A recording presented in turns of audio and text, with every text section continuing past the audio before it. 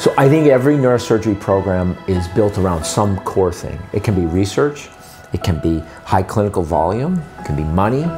Ours is built around education. The single unifying part of every faculty member who joins us is a desire to teach. And you can see that because we've had so many different faculty members who have won the Resident Teaching Award as the best teacher for the year. It's not the same 2 or 3 people in rotation. It's spread across the faculty because everybody is committed to teaching.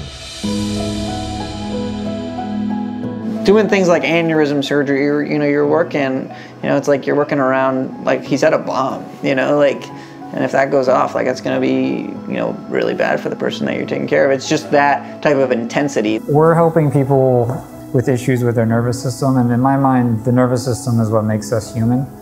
It kind of gives us our personality. It gives us, it controls a large part of the quality of our life. I think the faculty here, they're really great at understanding each resident and what they need and where they're at in their training. And then because of that, you can challenge the individual because okay, Aaron, is maybe good at this, not so good at this. I think I'm going to try to push him a little bit in this area that he's maybe not so great at. In the beginning, you're kind of just going through the motions, and then, as you're able to do things independently, you're like, yeah, this is something that I can do. I feel comfortable doing this, and I'm going to get there. And they always take time out of their day to come and teach us. Whether it's just how to be a good resident or go over anatomy or certain procedures or really anything. They have a good sense of when they need to be there for us and when they don't, and we feel very comfortable telling them that, hey, this part I'm not that confident with. Can you help me? Can you walk me through this? Can you explain this to me? And they're more than happy to take the time. So we don't have a book that says, hey, this is the problem, this is what you have to do. It's this is the problem, here are your choices, these are all good choices, these are the pros and cons of each, which one do you want to do? Yeah. And for me, they let me kind of pick and choose what I wanted to do in terms of how I wanted to approach something, or this is a new technique that I learned, can we give it a shot?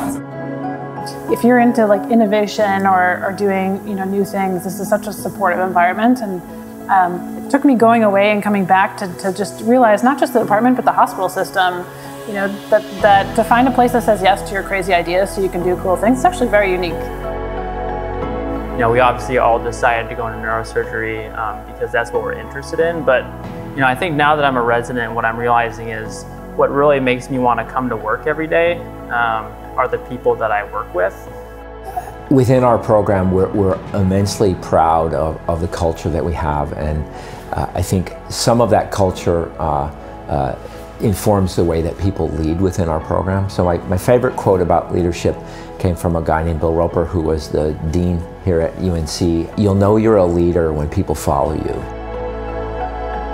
Well, I did my residency here, and I just felt that it was a really good culture, that everyone really got along well, and people were people first, and really kind of cared about their jobs, but also cared about each other.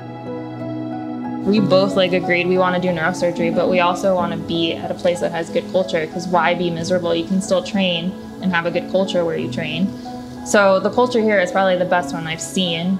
I think we have a very supportive culture in our residency program, so I think that those who are going through a challenging time, whether it's something related to the residency or something in their personal lives, are surrounded by support all around. The humility and the humanity of each of our attendings, that they have lives outside of the hospital, they're awesome neurosurgeons and they've got families, and so and it really makes it easier for us to be able to relate to them because they're people too, and they show us that side of them, and I think that's really important. We're all trying to achieve the same thing, and I think we all recognize that the way to do that is not by yelling or stomping our feet, but by trying to work as a team. And we're very team-oriented and safety-oriented and really patient-centric more than anything.